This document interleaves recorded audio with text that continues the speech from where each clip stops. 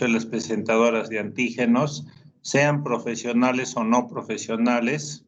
En el interior de estas células, los antígenos proteicos que son captados van a ser fraccionados en péptidos y algunos de estos péptidos son captados por moléculas del complejo mayor de histocompatibilidad, son llevados a la superficie de estas células y allí van a ser presentados a los linfocitos T. En esencia, eso es el procesamiento antigénico, ¿ya? El procesamiento antigénico se va a dar a nivel de las células presentadoras de antígenos profesionales, macrófagos, células dendríticas interdigitantes, linfocitos B, que portan en sus membranas complejos mayores de histocompatibilidad tipo 2. Estas células van a procesar antígenos proteicos extracelulares en el endosoma lisosoma, ¿sí? Allí es donde lo van a fraccionar en péptidos que se van a unir a moléculas del complejo mayor de histocompatibilidad 2 y de allí llevados a la superficie para ser presentados al TCR del linfocito T helper.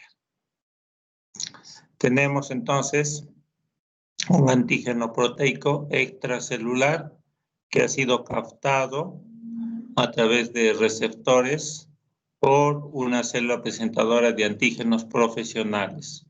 Es internalizado, es llevado hacia estas organelas que son el endosoma lisosoma, así se llaman estas organelas. En el interior de estos hay unas proteínas con carácter enzimático como son las proteasas. Proteasas que van a fraccionar, a clivar a este antígeno proteico en péptidos, ¿ya? Hay unos péptidos de alta estabilidad que son justamente los que se van a unir a las moléculas del complejo mayor de histocompatibilidad tipo 2 que están en estas organelas. Una vez que se unen, esta molécula del complejo mayor de histocompatibilidad 2 se va a separar de otra molécula que se llama el HLA-DM, que le daba estabilidad a las moléculas del complejo mayor de histocompatibilidad. Una vez que se separa de esta molécula, al final la molécula del complejo mayor de histocompatibilidad 2 se desplaza a la membrana de la célula y allí va a presentar al péptido antigénico extracelular, llamado también determinante antigénico o epítope, ¿sí? Lo va a presentar al linfocito T helper. Entonces, cuando a esta vía de procesamiento antigénico por células presentadoras de antígenos profesionales, se le llama también procesamiento de la vía exógena o extracelular, en razón de que lo que se procesa, se capta, son antígenos extracelulares. Esos antígenos extracelulares inicialmente debieron ser eliminados en inmunidad innata por estas células mediante la fagocitosis, ¿no? Y si no funcionaba bien la fagocitosis, entonces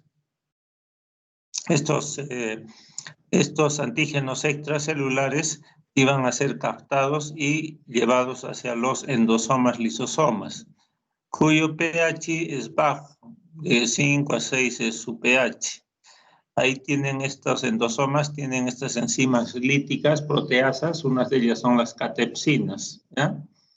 Esas catepsinas van justamente a degradar a estos antígenos extracelulares, ¿ya? Los degradan en péptidos, varios péptidos.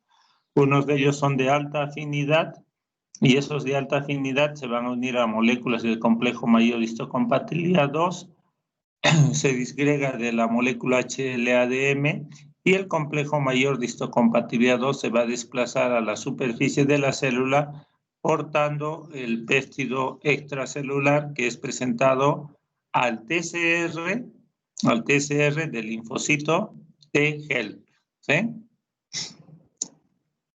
Y ahora veamos cómo es el procesamiento antigénico por células presentadoras de antígenos no profesionales que tienen en sus membranas complejos mayores de histocompatibilidad 1. Hemos dicho que todas las células del organismo, a excepción del glóbulo rojo, pues tienen esta función de procesar antígenos intracelulares, ¿ya? Este proceso se lleva a cabo en el citosol de la célula, donde existe un complejo de proteasomas que clivan a estos antígenos proteicos en una longitud de aminoácidos más o menos de 9 a 15 aminoácidos. Estos péptidos van a ser llevados al retículo endoplásmico, ahí se unen a las moléculas del complejo mayor de histocompatibilidad tipo 1 y de allí van a ser llevados a la superficie de la célula y ser presentados al TCR del linfocito T citotóxico. Entonces, tenemos un antígeno proteico intracelular, puede ser un virus, los virus siempre viven en el interior de nuestras células. Cuando estos antígenos proteicos ingresan a nuestra célula, tiene receptores para ello, primero se une a una proteína que se llaman las ubiquitinas mediante un proceso de ubiquinización y así, unidos a las ubiquitinas, van a ser trasladados a todo un complejo proteico llamado los proteasomas. El 20S, el 19S regulador, el PA28, es todo un complejo de cilindros en cuyo interior están las proteasas, que vienen a ser como cuchillas que van a clivar, a fraccionar a este péptido, a este antígeno proteico intracelular. Y lo fracciona en péptidos, ¿sí? De 9 a 15 aminoácidos cada uno de esos péptidos. Algunos de estos péptidos van a recibir la compañía de esta proteína, el HSP70, y esta la va a llevar hacia el retículo endoplásmico, ¿ya? En esta organela, el retículo endoplásmico tiene a manera de puerta o compuerta una molécula proteica llamada el TAP, ¿ya? Que es el transportador de este antígeno proteico, el transportador del péptido antigénico.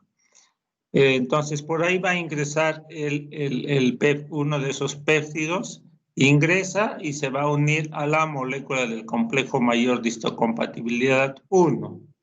Molécula que también, al igual que la 2, tiene unas proteínas a su lado que le van a dar estabilidad. El calreticulín, el tapacin, son dos moléculas que le están a su lado para darle estabilidad. Pero una vez que se le une el péptido antigénico, se separan esas dos moléculas y solo se trasladan a la superficie de la célula el complejo mayor de histocompatibilidad 1, presentando el péptido antigénico intracelular a los linfocitos T citotóxicos.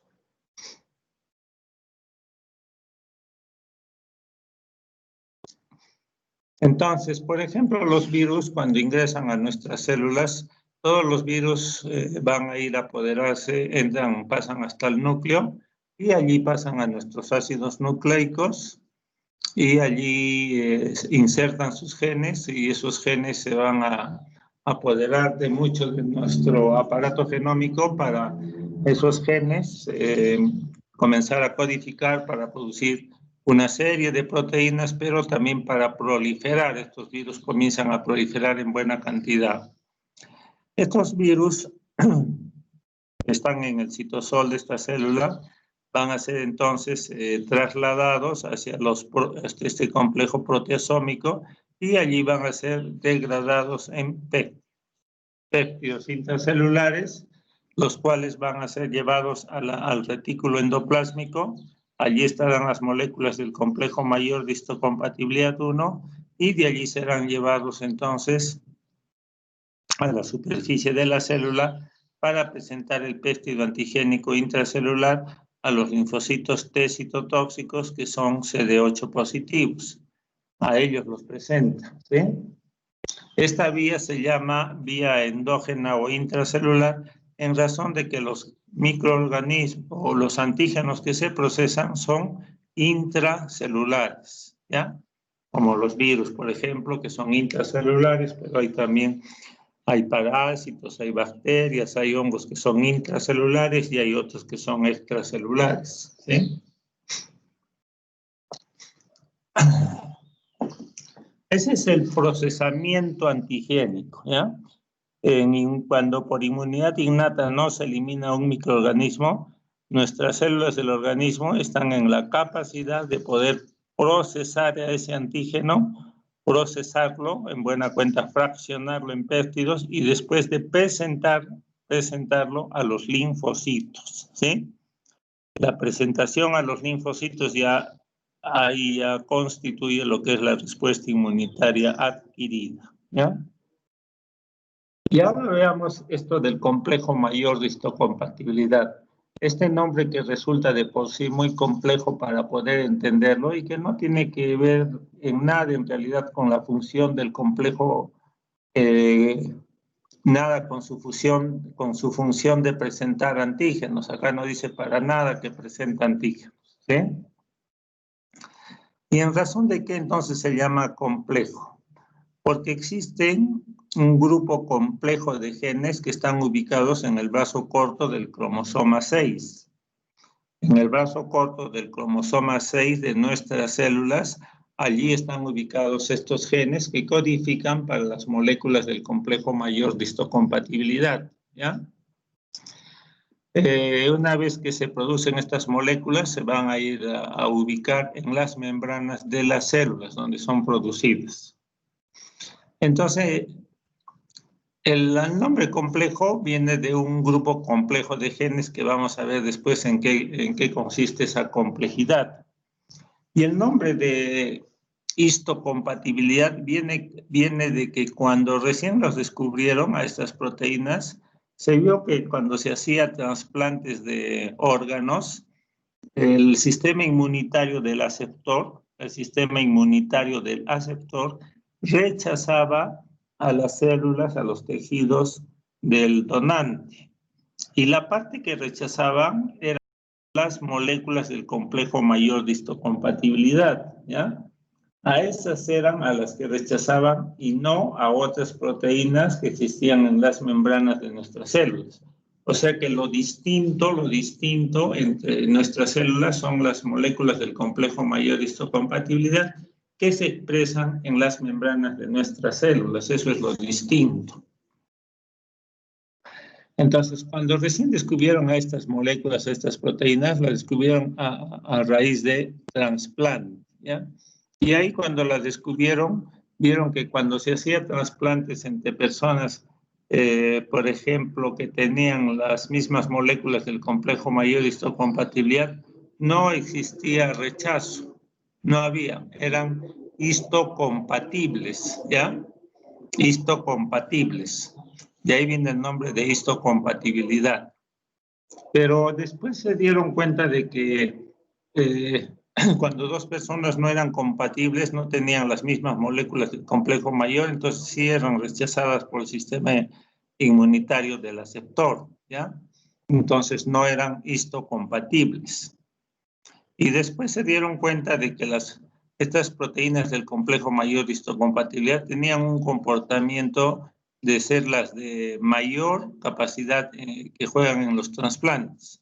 ¿Por qué? Porque después los investigadores se dieron con que había otras proteínas en las membranas de nuestras células que también podían ser rechazadas por el sistema inmunitario del aceptor. Pero este rechazo era algo leve, era en menor cuantía. Y en razón de eso les pusieron el nombre de proteínas del complejo menor de histocompatibilidad, ¿ya? De ahí viene este nombre de complejo mayor de histocompatibilidad. Cuando se hace trasplante de órganos entre gemelos, los gemelos tienen el mismo genotipo, el mismo fenotipo, los mismos marcadores de membrana, las mismas proteínas del complejo mayor de histocompatibilidad expresados en sus membranas celulares, ¿ya? Los gemelos. Entonces, cuando se hace un trasplante de órganos entre gemelos, no va a haber, tienen los mismos complejos mayores de histocompatibilidad mayor y menor, por lo tanto, no hay rechazo. El sistema inmunitario del gemelo aceptor no va a rechazar a las células que se están trasplantando porque son las mismas, son gemelos. No hay. Son histocompatibles. Lo ideal es que cuando se haga trasplantes, cada uno busque su gemelo para que le done órganos. Pero como nadie tiene gemelos, o ya pues es muy raro, entonces siempre se va a dar el trasplante, el rechazo. Pero ¿qué pasa? Entre hermanos, los hermanos tienen las mismas moléculas del complejo mayor de histocompatibilidad, iguales, pero las moléculas del complejo menor de histocompatibilidad son distintas entre hermanos. Por lo tanto, cuando se hace un trasplante de órganos entre hermanos, el sistema inmunitario del hermano aceptor va a rechazar a las proteínas del complejo menor de histocompatibilidad y esto va a condicionar un rechazo leve, ¿ya? Leve. Porque el mayor rechazo se da cuando las moléculas del complejo mayor de histocompatibilidad son distintas, ¿sí? Ahí el rechazo es fuerte, serio.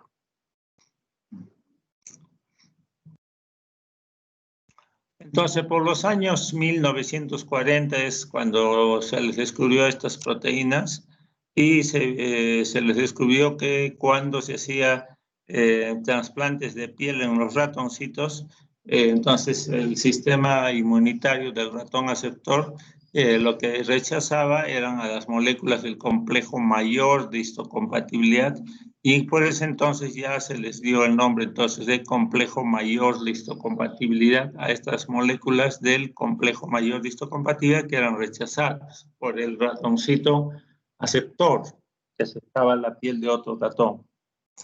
Y recién por los años 1960 ya se estudió más a profundidad estas proteínas del complejo mayor de histocompatibilidad y se dieron cuenta que eran pues lo que ya sabemos, que eran responsables de la presentación antigénica, ¿sí?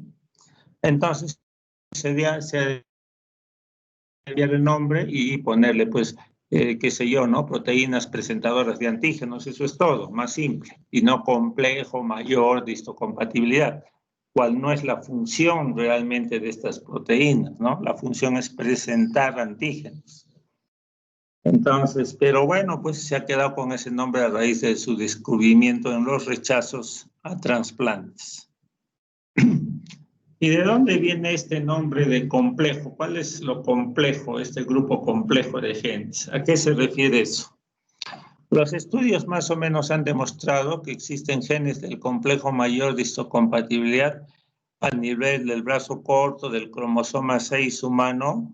Ahí están estos genes. Más o menos se estima que es la milésima parte de nuestro genoma y si nuestro genoma tiene de 20.000, 22.000 o 25.000, antes 30.000 genes se decía, entonces la milésima parte vienen a ser 30 genes aproximadamente que existan en el brazo corto del cromosoma 6 y estos genes son los que van a codificar para producir las moléculas del complejo mayor de histocompatibilidad.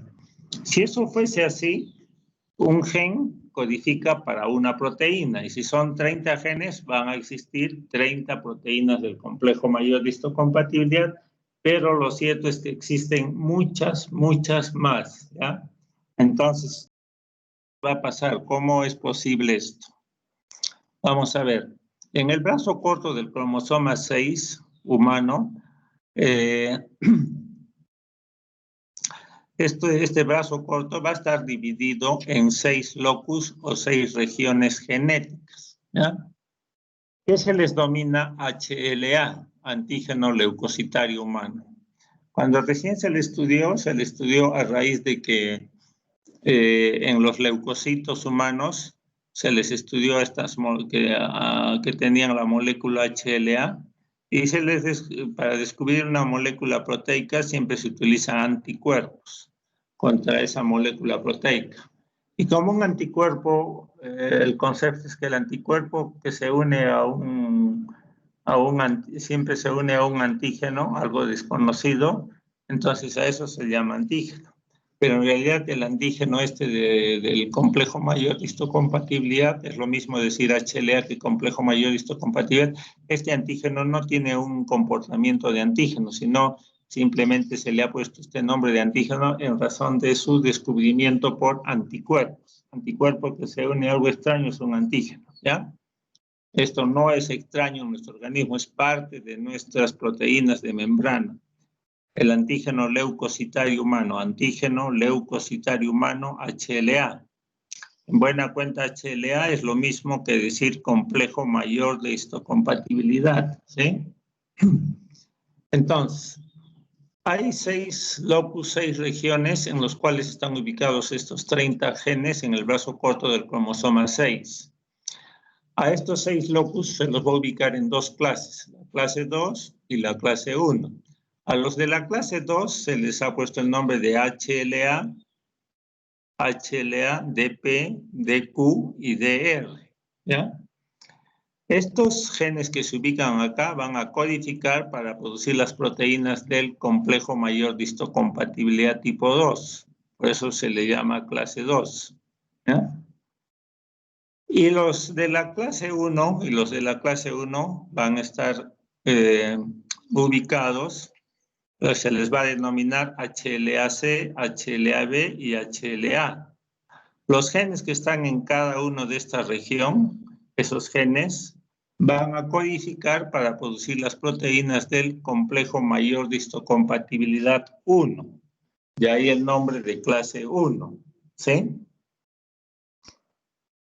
Entonces, son 6 los locus, 6 locus HLA, A, B y C. Esos son los de la clase 1, ¿sí? Y los de la clase 2, HLA, DP, DQ y DR, ¿ya? Ahora, si son 30 genes aproximadamente que hay en cada locus, en el total del brazo corto, y en cada locus tendría que haber más o menos, si son 6, tendría que haber aprox 5 genes, ¿no? 5 genes en cada uno. No es así de exacto, sino con fines didácticos es que representamos esto de esta manera, ¿ya? ¿Por qué? Porque 5 por 6 locus me van a dar más o menos 30 genes. Y entonces, ¿qué es lo que pasa ahí? Cada gen es muy polimórfico, o sea, tienen varias formas. Esas varias formas se llaman formas alternativas o variantes, ¿ya? Entonces, en lugar de ser 5, lo que se ha más o menos estudiado, que son más o menos 150 formas alternativas o variantes o alelos distintos, ¿ya? Para cada uno de estos locus. O sea que en lugar de haber 5 genes, va a haber 150 genes en cada uno de estos locus. ¿Por qué? Porque existen formas alternativas o variantes de un gen. Esas formas alternativas o variantes se dan en razón de que habría algún cambio en la secuencia de nucleótidos que conforman estos genes, y de tal manera que no es solo un gen, sino que tiene variantes y que van a tener otras propiedades para sintetizar otras proteínas distintas, ¿ya? Entonces, las moléculas del complejo mayor de histocompatibilidad que son sintetizadas a partir de estos genes, ya no va a ser solamente 30, sino van a ser muchas más moléculas del complejo mayor de histocompatibilidad. Entonces, cada locus más o menos va a tener unos 150 genes, ¿no? 150 genes o alelos distintos.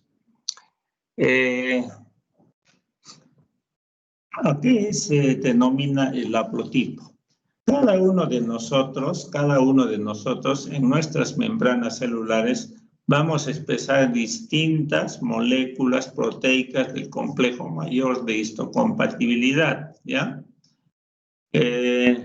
La razón es de que cada una de las genes de cada una de las clases que codifica para distintas proteínas del complejo mayor de histocompatibilidad se expresan por distinto en cada uno de nosotros, en cada una de nuestras células, ¿ya?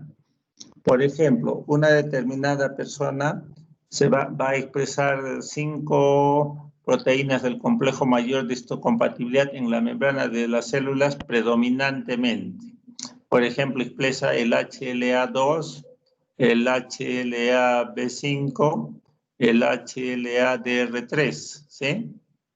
Entonces, todo esto constituye un haplotipo. Las moléculas del complejo mayor de histocompatibilidad que se expresan en nuestras membranas celulares de una persona, ese es el haplotipo. Y cada uno tiene un haplotipo determinado. No hay dos personas que tengan el mismo haplotipo, ¿sí? Porque el número de combinaciones que ustedes han podido observar, que se puede dar, es muy, muy grande, ¿sí?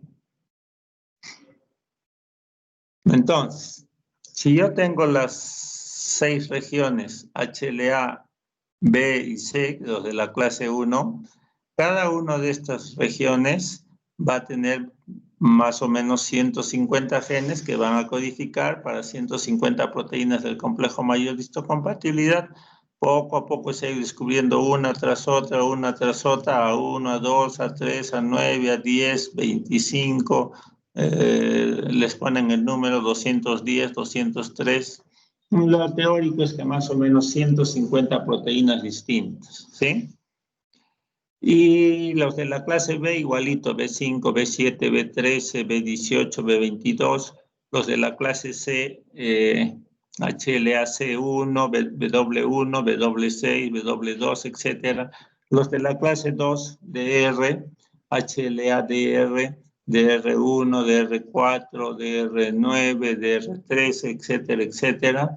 HLA-DQ, DQ1, DQ5, DQ9, etcétera.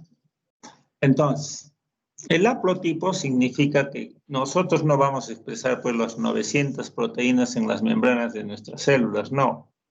Cada uno de nosotros expresa un limitado número de todas estas moléculas proteicas posibles, un número limitado. Por ejemplo, una persona puede expresar el HLA 210 con el B6, con el DR4, con el DQ9, y eso que mayormente expresa en sus células, ese es el haplotipo de esa persona. Nadie de nosotros tiene el mismo haplotipo porque el número de combinaciones probables que se puedan dar de estos es pues innumerable, ¿no?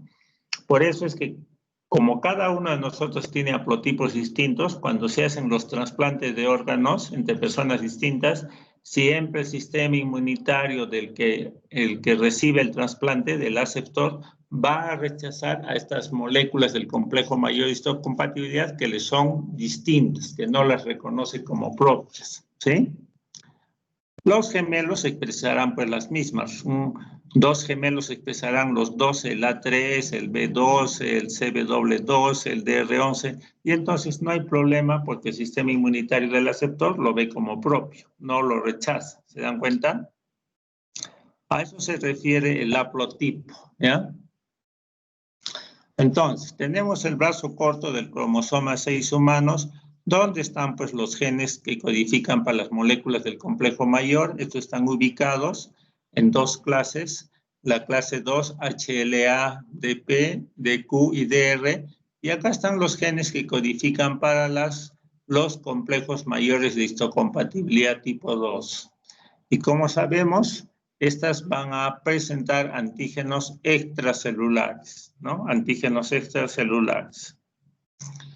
Y de otro lado tenemos estos locus o regiones, el HLA, A, el B y el C, ¿sí? Los genes que están en estos locus codifican para producir las moléculas del complejo mayor de histocompatibilidad tipo 1 que van a presentar antígenos intracelulares, ¿sí? Antígenos intracelulares. Para completar más la idea, este gráfico ya lo conocemos. Tenemos una célula presentadora de antígenos profesionales, macrófagos, célula dendrítica interdigitante, linfocitos B, que captan antígenos extracelulares que en el interior de estas células van a ser procesados en péptidos o epítopes extracelulares, desde luego. Estos son presentados a través de moléculas del complejo mayor de histocompatibilidad tipo 2 al TCR de un linfocito T-helper. Y las moléculas del complejo mayor de histocompatibilidad 1 que se expresan en todas las células del organismo, a excepción del glóbulo rojo, algunas de estas células captan antígenos intracelulares, son procesados y son presentados a través de las moléculas del complejo mayor de histocompatibilidad tipo 1, ¿a quién? Al TSR del linfocito T citotóxico, ¿sí? Y ahora veamos la estructura de estas moléculas del complejo mayor de histocompatibilidad. ¿Cómo es su estructura? Las moléculas del complejo mayor de histocompatibilidad 1 y las del complejo mayor de histocompatibilidad 2 estructuralmente son muy parecidas. Ambas tienen una cadena alfa, cadena alfa y una cadena beta, ¿ya? Estructuralmente son parecidos también en el sentido que tienen 4 regiones de unión al péptido, una región similar a las moléculas de inmunoglobulinas, una región transmembrana que atraviesa la membrana de las células y una región citoplasmática o cola citoplasmática que ingresa al citoplasma de esas células. Esas son las 4 regiones. ¿Cuál es la región más importante? La más importante es aquella en la cual el péptido se va a unir a la molécula del complejo mayor de histocompatibilidad y se une en esta región llamada de la hendidura, ¿ya? Ahí es donde el péptido antigénico intracelular se une a las moléculas del complejo mayor de histocompatibilidad tipo 1, en esta hendidura. Y en la hendidura del complejo mayor de histocompatibilidad 2, ahí se van a unir los péptidos antigénicos extracelulares. Un ratito.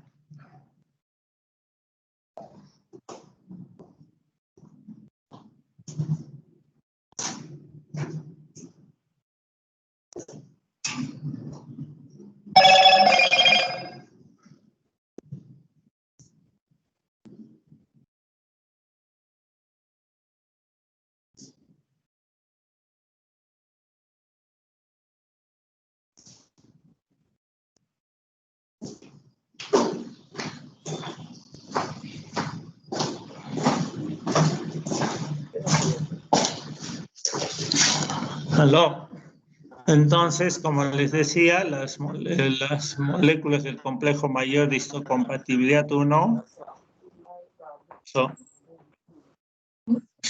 alguien tiene su audio prendido, son alfa y beta, se ubican en todas las células, distribución ubicua, menos los glóbulos rojos, relleno intracelular a las células T, y más o menos tienen una longitud de 8 hasta 15 aminoácidos, hemos dicho. En cambio, los de la clase 2, que también tienen cadenas alfa y beta, se expresan ¿en dónde? En las células presentadoras de antígenos profesionales y presentan antígenos al TCR de los linfocitos T helper CD4 positivos. Su longitud de aminoácidos es mucho mayor, de 10 hasta 30 aminoácidos de longitud, ¿sí? Ahora, las moléculas del complejo mayor de histocompatibilidad pueden existir siempre en las membranas de nuestras células, ¿ya? Eso es la forma constitutiva. Constitutivamente siempre están.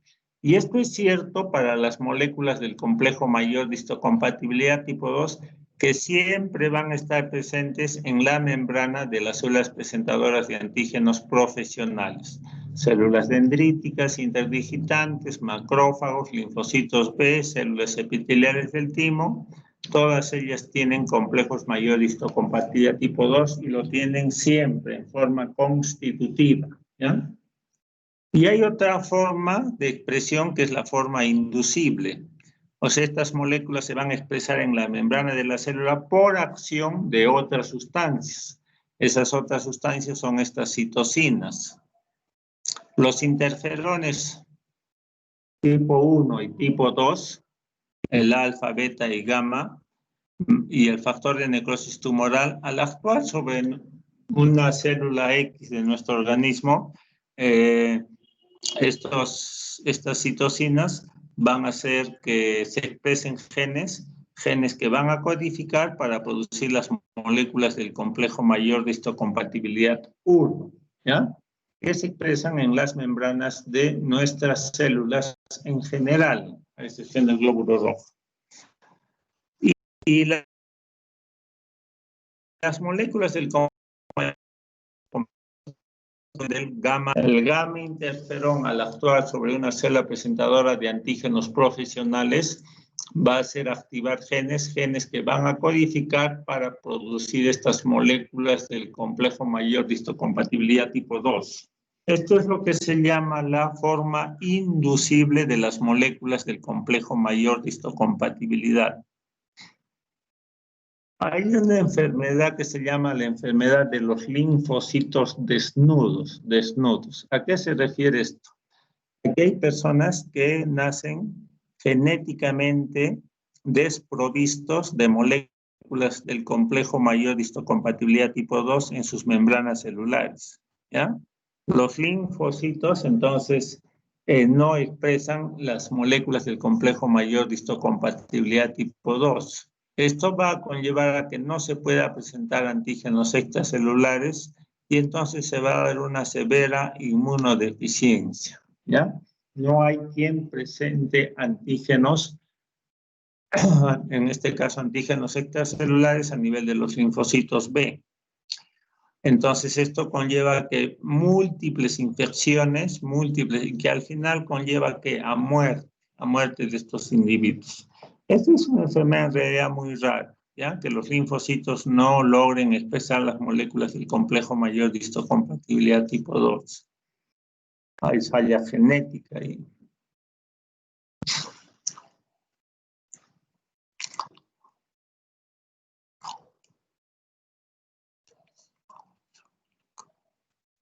Hasta ahí nomás voy a llegar. En la noche les termino esta clase de esto y ya les hago la siguiente clase. Si tienen alguna pregunta hasta acá, me la pueden hacer, ¿ya? Doctor. Sí. Sí, díganme. Cuando menciono de que el complejo mayor de histocompatibilidad es propio, ¿verdad?, de cada individuo, mi pregunta era cómo es que se podían dar las donaciones de órganos, por ejemplo, el trasplante de órganos, cómo es que tenían éxito de personas que no tienen ningún vínculo genético o sanguíneo. Cuando se da el trasplante entre personas, que es lo más usual, porque cuando uno necesita un riñón, no va a tener un gemelo, su hermano no le va a querer dar, ¿sí? Y entonces tienen que buscar de otras personas, de donantes de otras personas. Lo que se busca es que tengan la mayor aproximación de sus haplotipos, que los dos tengan, por decir, HLA5, que los dos tengan HLA-DR2 y el otro que sea distinto, las otras distintas. O sea, eso es lo más aproximado posible, se busca. Pero en la práctica eso no se da porque, ¿qué se llama? Muy pocos pues son los donantes, ¿no?, de órganos. Entonces uno tiene que aceptar lo que él tenga. Por lo tanto, los haplotipos son distintos. Por lo tanto, siempre se va a dar rechazo a trasplante, siempre, ¿ya? Por eso es que las personas que aceptan un trasplante, se les hace el trasplante de órganos, siempre tienen que recibir un tratamiento inmunosupresor, un tratamiento que suprima la respuesta inmunitaria del aceptor para que no se rechace al órgano trasplantado, a las células trasplantadas, ¿ya? Se da un tratamiento en base a corticoides y otros medicamentos que suprimen al sistema inmunitario del aceptor para que no rechace el trasplante. Eso se da bastante tiempo, 1 año, 2 años, hasta que ya por fin lo acepte ese órgano, ¿ya? Eso es lo que pasa. Si no se da el tratamiento inmunosupresor, de todas maneras es rechazado ese trasplante. Ok, gracias. Ya.